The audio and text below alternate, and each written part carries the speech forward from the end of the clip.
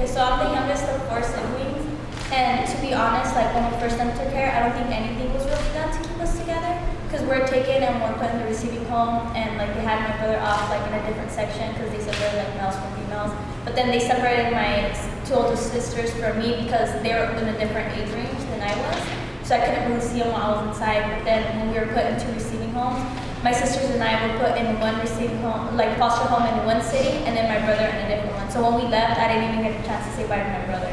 So it's kind of like we're separated and we're still going through court, and we had like a court-appointed specialist and whatnot, but my brother like was never there. So throughout the whole process, I really didn't see him until we're put back like in legal guardianship with my aunt.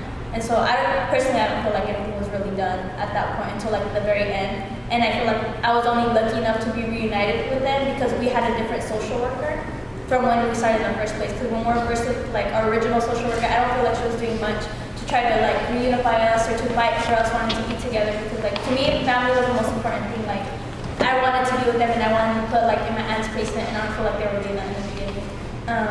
Fight with Warren, like that's the most important thing to me. So it's better. So wrap it up with a bow for us. What do you think, or what do you wish would have been done differently in this situation to help you stay connected with your siblings? Maybe trying to find a home that was willing to take us all in, rather than just like automatically trying to separate us. Or like the home that I was in, it wasn't even a bad home. Like my aunt wasn't neglecting us, she wasn't abusing us. Like the reason why we were put in the system was like not necessary. It was just like a bunch of misunderstanding that like the system wasn't paying attention to, and I had this thing that they heard what we were saying, but they weren't really listening and taking it in, and that was a problem. So I wish they would have listened to begin with.